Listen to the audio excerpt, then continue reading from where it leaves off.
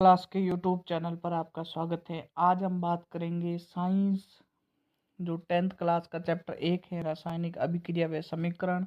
ये आपके NCERT based रहेंगे नोट्स, जो आपके एलडीसी में भी काम आएंगे, सीएटी के अंदर भी काम आएंगे और 10वीं बोर्ड का एग्ज़ाम आप दे रहे हो तो भी काम आने वाला है, इसलिए क्लास को पूरी देखना दोस्तों। पहले बात करते हैं रासायनिक अभिक्रिया क्या है। तो जब एक या एक से अधिक पदार्थ मिलकर कोई नया पदार्थ बनाते हैं, ठीक है, एक या एक से अधिक पदार्थ मिलकर क्या बनाते हैं, नया पदार्थ बनाते हैं, उसे क्या कहते हैं हम?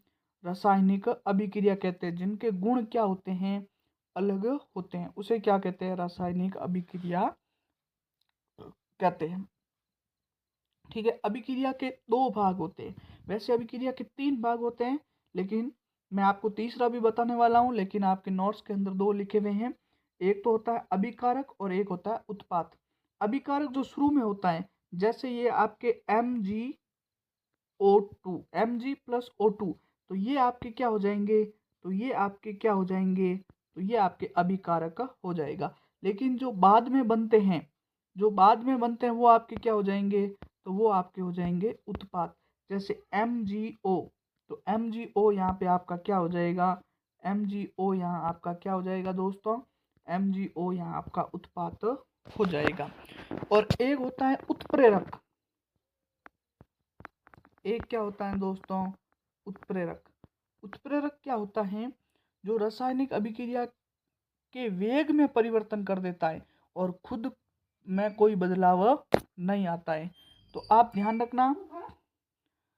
ध्यान रखना कि उत्प्रेरक, अभिकारक और उत्पाद, ये आपको स्लाइड अच्छे से समझ आ गई। हम नेक्स्ट अब बात करते हैं कि रासायनिक अभिक्रिया के संकेत क्या हैं। तो आपको क्या पता चलेगा कि अभिक्रिया हुई है या नहीं? तो इसमें आपको कुछ गुणधर्म देखने को मिलेगा, जैसे कि उसका क्या हो जाएगा? रंग बदल जाएगा। ठीक है, क्या हो जाएगा दोस्तों? रंग में आपको क्या देखने को मिलेगा? बदलाव देखने को मिलेगा। गैस निकल जाएगी कोई कोई। ठीक है, ताप में बदलाव देखने को मिलेगा, या आपके अवशेप बनेगा, या गंध, ये सब परिवर्तन हो रहे हैं किसी के अंदर, तो आप समझ लेना कि वो रासायनिक अभिक्रिया है। जैसे अपना यहाँ एक एग्जाम्पल लिखा हुआ है, तो इसमें दोस्तों आपके Fe+CO2, ये तो आपका क्या है? ये आपका अभिकारक है। ये आपका क्या हो जाएगा? अभिकारक हो जाएगा। ठीक है, और यहाँ आपके बात करते हैं दोस्तों, ये वाला आपके क्या हो जाएगा? तो ये आपके हो जाएगा उत्पाद। ठीक है, अब हम देखते हैं कि Fe की क्रिया आप CuSO4 के साथ करवाते हैं, तो आपके क्या बनता है? FeSO4, मतलब फेरिक सल्फेट बनता है और कॉपर क्या निकल जाता है? बाहर निकल जाता है। इसमें आपके क्या होगा? तो इसमें आपके रंग में परिवर्तन होगा। यहाँ रंग अलग होगा कॉपर सल्फेट का, और यहाँ इसका रंग कैसे हो जाएगा? दूसरे रंग का रंग हो जाएगा। अब नेक्स्ट सवाल आता है दोस्तों कि रासायनिक समीकरण क्या है? रासायनिक समीकरण आपके क्या होते हैं? तो शब्द होते हैं, उनको प्रतीक चिन्हों के रूप में लिखना। जैसे जिंक है, तो जिंक का प्रतीक क्या है? Zn। हाइड्रोक्लोरिक अम्ल है, इसको लिख दिया HCl। जिंक क्लोराइड, इसको लिख दिया इसके प्रतीक के रूप में ZnCl2, और हाइड्रोजन को लिख दिया H2। तो आपके कोई भी अभिक्रिया हो रही है, उसको आप उसके प्रतीक चिन्ह के रूप में लिखना क्या कहलाता है? समीकरण कहलाता है। फिर बात करते हैं संतुलित समीकरण। तो संतुलित समीकरण में क्या होता है? करना पड़ता है। इस द्रव्यमान संरक्षण का नियम क्या कहता है कि अभिकारक का द्रव्यमान और उत्पाद का द्रव्यमान हमेशा क्या होना चाहिए? बराबर होना चाहिए। जैसे मैं उदाहरण के लिए एक यहाँ समीकरण लिख देता हूँ कि C+O2, मतलब कार्बन के साथ अगर ऑक्सीजन की क्रिया करवाते हैं, कार्बन का दहन करवाते हैं, तो आपका क्या बनता है? CO2 बनता है। ठीक है, तो अब आपको क्या देखना है कि कार्बन का परमाणु भार कितना होता है? तो कार्बन का परमाणु भार होता है 12। ठीक है, प्लस O2।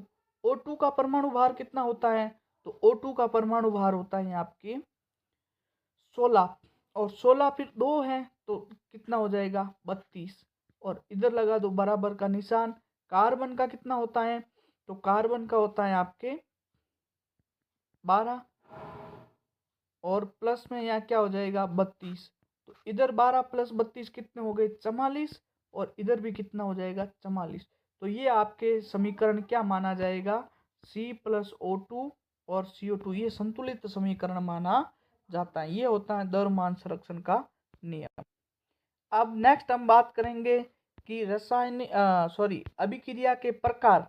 अभिक्रिया कितने प्रकार की होती है, तो टोटल आपके अभिक्रिया के कितने प्रकार होते हैं, 4 प्रकार होते हैं। पहली संयोजन अभिक्रिया, दूसरी वियोजन, तीसरी हो जाएगी आपकी विस्थापन और चौथी हो जाएगी द्विविस्थापन हो जाएगी। तो हम पहली की बात करते हैं कि संयोजन अभिक्रिया क्या होती है।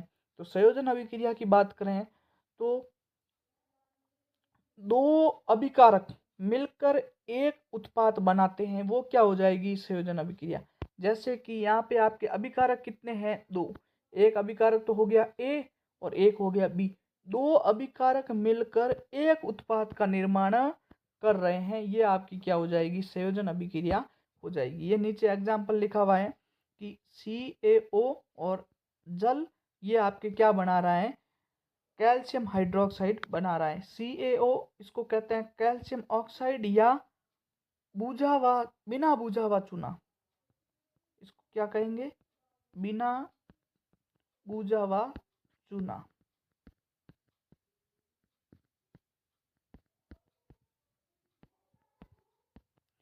बिना बुझा हुआ चूना कहते हैं और कैल्शियम हाइड्रोक्साइड को बुझा हुआ चूना कहा जाता है, बुझा हुआ चूना। ठीक है, यहाँ तक डाउट आपके क्लियर हो गए हैं। दूसरा प्रकार है अपघटन अभिक्रिया। अपघटन अभिक्रिया में क्या होता है, अभिकर्मक कितना होता है आपके, तो अभिकर्मक होता है 1। इसमें अभिकर्मक कितना होता है, तो अभिकर्मक होता है आपके 1। अभिकर्मक होता है 1 और जो उत्पाद बनते हैं वो 2 या 2 से ज्यादा बनते हैं। जैसे यहाँ अभिकारक क्या है, तो अभिकारक है आपका AB। ठीक है, ये एकल है और जो आपके उत्पाद बन रहे हैं वो 2 या 2 से अधिक बन रहे हैं। जैसे एग्जाम्पल आपके लिए हुआ है कि CaO कैल्शियम कार्बोनेट है, ये आपके एकल अभिकारक हैं और ये 2 या 2 से ज़्यादा उत्पाद के अंदर टूट गया तो ये अभिक्रिया क्या हो जाएगी, आपके अपघटन अभिक्रिया या वियोजन अभिक्रिया हो जाएगी। ठीक है, कैल्शियम कार्बोनेट को आपके संगमरमर भी कहा जाता है। ये संगमरमर का सूत्र होता है संगमरमर। ठीक है, और CaO अभी आपको बताया बिना बुझा हुआ चूना और CO2 आपके कार्बन डाइऑक्साइड होती है। आपको मैं और बता दूं, CO2 ये होती है कार्बन डाइऑक्साइड और CO ये होती है कार्बन मोनोऑक्साइड, जो एक बहुत ही क्या होती है विषैली गैस होती है। ये दम घोटू गैस के रूप में भी जानी जाती है, कार्बन मोनोऑक्साइड। अभिक्रिया का तीसरा प्रकार है विस्थापन अभिक्रिया। विस्थापन अभिक्रिया में क्या होता है, एक तत्व दूसरे तत्व को हटाता है। जैसे आपको इसके लिए सक्रियता श्रेणी याद करनी पड़ेगी। तो सक्रियता श्रेणी याद करने की मैं आपको ट्रिक बता देता हूँ कि सक्रिय श्रेणी में सबसे उच्च सक्रिय श्रेणी वाले तत्व कौन है। तो मैं यहाँ ट्रिक लिखता हूँ,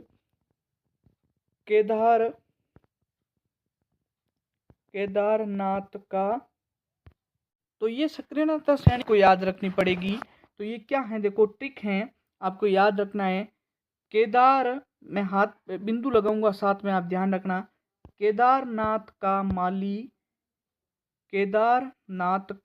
माली आलू जरा फीके पकाता है, कौन है आगे आओ। ये ट्रिक आपकी क्या होती है, सक्रिय श्रेणी में होती है। जैसे ये आपके क्या है, उच्च सक्रियता श्रेणी के अंदर आएंगे। उच्च सक्रियता श्रेणी के अंदर कौन से आएंगे, तो ये आपके उच्च सक्रियता श्रेणी के अंदर आएंगे पोटेशियम, सोडियम और कैल्शियम। ये आपके उच्च सक्रियता श्रेणी के अंदर आने वाले हैं ये तीनों। ठीक है, अब होता है मध्यम सक्रियता श्रेणी। तो मध्यम सक्रियता श्रेणी के अंदर आपके कौन आ जाएंगे, तो इसके अंदर आ जाएंगे आपके ये वाले मैग्नीशियम और ये आगे यहाँ तक।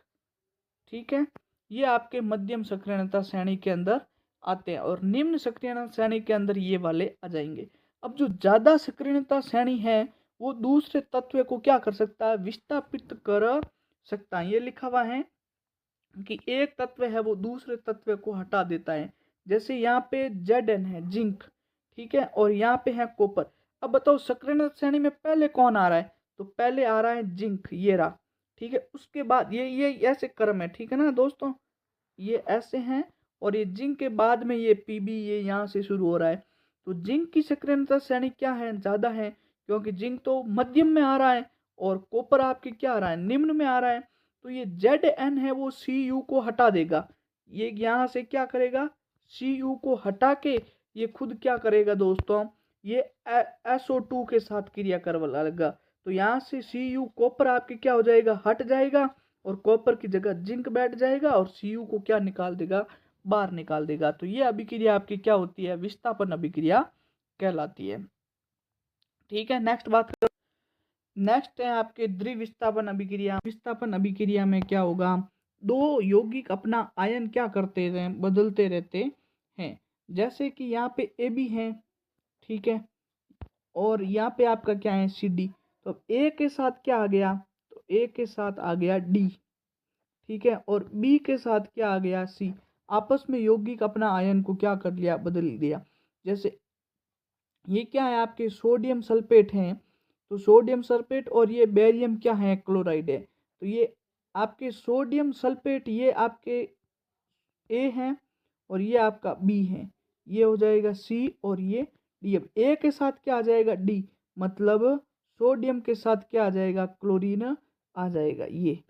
ठीक है, तो यहाँ क्या बन गया, NaCl बन गया। B के साथ आ जाएगा C, मतलब बेरियम के साथ क्या आ जाएगा, सल्फेट आ जाएगा। तो ये अभिक्रिया आपकी क्या होती है, विस्थापन अभिक्रिया। अब हम नेक्स्ट बात करेंगे ऊष्माक्षेपी और ऊष्माशोषी अभिक्रिया क्या होती है। ये भी आपके मोस्ट इंपोर्टेंट रहने वाला है, ऊष्माक्षेपी और ऊष्माशोषी। तो बात करते हैं आपके ऊष्माक्षेपी अभिक्रिया क्या होती है। तो ऊष्माक्षेपी के अंदर ताप निकलता है, ठीक है। जैसे आप कार्बन है उसकी क्रिया किसके साथ करवा रहे हैं, ऑक्सीजन के साथ करवा रहे हैं, तो CO2 बन गया कार्बन डाइऑक्साइड। उसके साथ हीट यानी ऊष्मा निकल रही है, ये ऊष्मा निकल रही है, वो अभिक्रिया क्या होती है आपके ऊष्माक्षेपी होती है। और नेक्स्ट है आपके ऊष्माशोषी, जिसमें आपको ऊष्मा सामने से देना पड़ेगा। शोषी से याद रख सकते हो, ऊष्मा का क्या करेगा, शोषण करेगा। अब जैसे देखिए ये कैल्शियम कार्बोनेट है, इसको आपको बहुत ज़्यादा क्या देनी पड़ेगी, ऊष्मा देनी पड़ेगी। आप सामने से ऊष्मा दोगे तब ये आपका क्या होगा, CaO, मतलब कैल्शियम ऑक्साइड और कार्बन डाइऑक्साइड के साथ टूट जाएगा, मतलब अलग अलग हो जाएगा। तो इसके लिए आपको सामने से ताप देना पड़ेगा। तो जो ताप का या ऊष्मा का शोषण करेगा वो तो हो जाएगी ऊष्मा शोषी, और जिसमें ऊष्मा निकलती है वो हो जाएगी ऊष्माक्षेपी। यहाँ तक मेरे हिसाब से आपके कोई डाउट नहीं है, चैनल को एक बार सब्सक्राइब करना। नेक्स्ट बात करते, अब हम बात करने वाले हैं संक्षारण। तो संक्षारण का मतलब क्या होता है, तो किसी धातु का धीरे धीरे क्या हो जाना, खराब हो जाना। क्या हो जाना, खराब हो जाना क्या कहलाता है, संक्षारण कहलाता है। उदाहरण, लोहे पे जंग लगना, ठीक है। तो आपके लोहे पे जंग लगना, जैसे Fe है वो आपके ऑक्सीजन मतलब हवा और जल मतलब आर्द्रता की उपस्थिति में क्या हो जाता है, फेरिक ऑक्साइड में बदल जाता है। मतलब ये जंग का सूत्र होता है, इसको आप 100% लिख देना। ये छपने वाला सवाल है और बार बार पूछा जाता है। ये आपके क्या है, जंग का सूत्र है, ठीक है, जंग का ये आपके क्या है, सूत्र है। तो आई होप आपको वीडियो पसंद आया होगा। इसके बाद हम पार्ट 2 के अंदर इसके आगे वाले कंसेप्ट की बात करने वाले हैं। इसको एक बार सब्सक्राइब करें और अपने सारे दोस्तों को शेयर कर दें, क्योंकि पार्ट 2 जल्दी आने वाला है।